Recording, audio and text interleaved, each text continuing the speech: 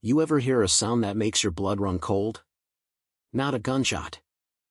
Not a scream, just the sharp snick of bolt cutters biting through steel on a Tuesday afternoon in the suburbs. That's what pulled me out of my home office. And when I stepped onto the back porch, there she was, Karen Voss, president of the Oakwood Estates HOA. Standing in my backyard like she owned the deed. Clipboard in one hand. Phone in the other. Filming herself committing a felony. I didn't yell. Not yet. I just watched her for a second. The way she'd watched me for 2 years, waiting. Calculating. Smiling that tight little smile that said I know what's best for everyone. She'd been doing this dance since the day I moved in. First it was the rumor mill, that Thompson guy. Divorced. Works from home. Probably running some shady side hustle out of that shed. Then the anonymous letters about suspicious foot traffic, my kids visiting on weekends. Then the petition she circulated claiming my backyard shed was a blight on property values because the paint was too industrial. Never mind that I had city permits. Never mind that it was just my quiet little workshop where I built furniture for my daughter's room after her mom bailed. I'd taken it all. Smiled. Nodded. Kept receipts. Because quiet guys like me? We don't forget. We just wait. Karen, I said. Stepping down the stairs slow. You got about 10 seconds to explain why you're trespassing on my property before I make this very public. She didn't even flinch. Just turned that phone camera on me like I was the criminal. This is an official compliance inspection. Mr. Thompson. Article 7. Section 2.3 clearly states that any structure over 120 square feet must. You cut my lock, I cut in. Voice low. With bolt cutters. On camera. That's not an inspection. That's breaking and entering. Her smile twitched, just a little. The kind of twitch you see on a Karen when the script starts to skip. The gate was ajar. I was merely. It was padlocked. I locked it myself this morning. I pulled out my phone. Hit record. Smile for the sheriff's department.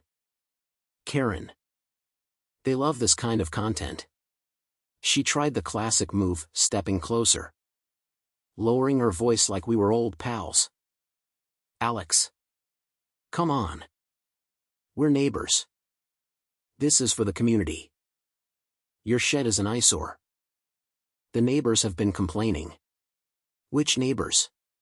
The ones you told I was hosting questionable visitors? I laughed once. Cold. Funny how those complaints only started after you lost the vote on the new pool rules and needed a scapegoat. That hit. Her face went from smug to oh shit in half a second. But she doubled down. Because that's what these people do. I'm acting in my official capacity. The HOA has authority. To commit felonies? I was already dialing. Yeah. Let's let the cops decide that. The dispatcher picked up on the second ring. I kept it calm. Hi. Yeah. I've got the president of my HOA in my backyard right now. She cut my gate lock with bolt cutters to inspect a permitted structure. I'd like her removed. Please. Karen's face did something beautiful then. It went from righteous fury to the slow-dawning horror of a woman who just realized the rules she weaponized for years don't apply when she's the one breaking them. 15 minutes later. Deputy Ramirez rolled up. He took one look at the cut lock. The bolt cutter still in her hand. The video on my phone. And sighed like he'd seen this movie before. Ma'am. Did you cut that lock? I had to, she snapped. Voice climbing an octave. He's in violation. The shed. That's not what I asked. Ramirez's voice was flat. Did you cut the lock? Her mouth opened. Closed. The clipboard shook in her hand. I was enforcing the covenants. On private property. Without a warrant. After cutting a lock. He pulled the cuffs. Turn around. Miss Voss. The shriek she let out could have shattered glass. This is outrageous. I'm the HOA president. You can't. You're also under arrest for criminal trespass and destruction of property. He clicked the cuffs. You have the right to remain silent. Might want to try that one. As they walked her past me. She twisted around. Mascara already running. This isn't over. Thompson. The board will hear about this. You'll be fined into oblivion. I just waved. See you at the next meeting. Karen. Try not to get shanked in county. 2 days later. The letter arrived. Not an apology. Not even close. Thick cream paper. Gold embossing. The works. Dear Mr. Thompson. While Vice President, excuse me. President Voss's methods may have been enthusiastic. Her actions were taken in the spirit of preserving our community standards. They actually used the word enthusiastic. Like she'd just been a little too eager with the finger paints. I read it once. Laughed once. Then I called Sarah. Sarah's my old college roommate. Now a civil litigator who eats HOA boards for breakfast. She took one look at the police report. The video. The letter. And grinned like Christmas came early. They just handed us the whole damn subdivision on a silver platter. We didn't rush. That's the thing with these people, they expect you to scream and flail. I didn't. I documented. I installed cameras that actually worked. I got the restraining order the same day the new citation showed up, nailed to my door, nailed. Like we were in 1750. Unapproved structure. Removed within 72 hours or $250 per day. Sarah filed the lawsuit the next morning. Trespass. Property damage. Civil rights violation. And just for fun. A demand for the HOA's financials. Karen's next move was predictable. She started the whisper campaign again. He's suing the neighborhood. He's trying to destroy our way of life. But this time, people weren't biting. Because the video of her getting cuffed had somehow made it to the neighborhood Facebook group, anonymous upload. Of course. Comments were brutal. Finally someone stood up to that witch. She fined me $75 for my American flag being 2 inches too big. My kid's basketball hoop was non-compliant for 6 months. 6. The board meeting that week was standing room only. Karen wasn't there, still recovering from the trauma, according to the agenda. But the rest of them were. Greg. The treasurer. Sweating through his polo. Linda. The secretary. Clutching her pearls like they might save her. I didn't speak first.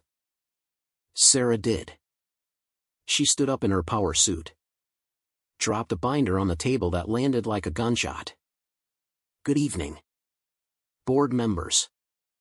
My client has evidence that President Voss acted with the full knowledge and encouragement of this board. We also have reason to believe this wasn't an isolated incident. So here's what's going to happen. You're going to issue a public apology. You're going to rescind every citation against Mr. Thompson. And you're going to open your books, right now, or we'll see you in federal court. Greg tried. This is highly irregular. Irregular? Sarah laughed. What's irregular is your community safety fund that's been paying your brother-in-law's landscaping company $87,000 a year for services that don't exist. Or the Ring camera footage you've been pulling from private homes without consent. Or the fact that 3 of you have been using HOA money to fund your kids' college funds. Want me to keep going? The room went dead quiet. Then Mrs. Alvarez from 2 streets over stood up, tiny woman. Never said a word at meetings. They put a camera in my bird feeder. Said it was for wildlife monitoring. I found it last month. My husband and we talk in the backyard. About everything. Then it was a flood. Mr. Patel, they fined me for my solar panels being too reflective. Turns out they just didn't want the glare on their McMansion. The young couple on Maple, they threatened to report us to CPS because our toddler's swing set was 2 inches over the easement. Karen's seat at the head of the table stayed empty. But her ghost was everywhere. And it was choking. 3 weeks later. The recall petition had 187 signatures. The special election was brutal. Karen showed up for the first time since the arrest. Makeup caked on like war paint. Trying to work the room. This man is dividing our community, she hissed at anyone who'd listen. He's the real bully here.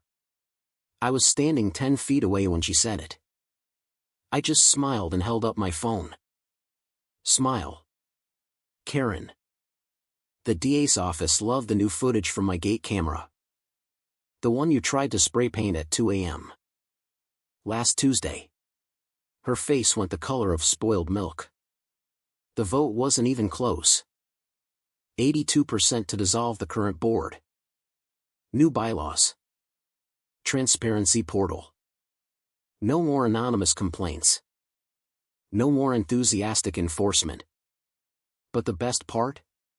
The feds got involved. Turns out the security consultant Karen hired to monitor compliance had been installing listening devices in people's yards. Real ones.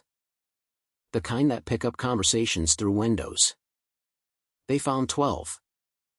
My name was on the list. So was half the block. Karen's mugshot hit the local news. She looked smaller. Older. The kind of small that comes from realizing the little kingdom you built on other people's fear was made of wet cardboard. Last month. The new board sent me a letter. Real one. Handwritten by the new president, a retired Marine who doesn't take shit from anyone. Mr. Thompson. On behalf of the residents of Oakwood Estates. We apologize. Your shed is beautiful. Your garden is beautiful. And if anyone ever cuts your lock again, we'll help you bury the body. I framed it. Hung it right next to the new brass plaque on my gate. Private property.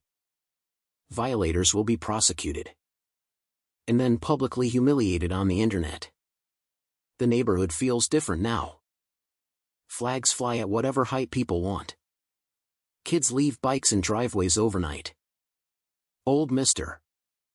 Patel has his solar panels shining like a middle finger to the sky. And me? I sit on my back porch sometimes. Look at that shed. And smile. Because for 2 years, I let them make me the villain in their little story. Turns out the real monsters were the ones writing the rules.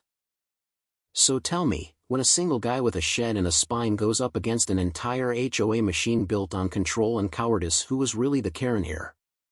Drop it in the comments. I'll be reading every single one.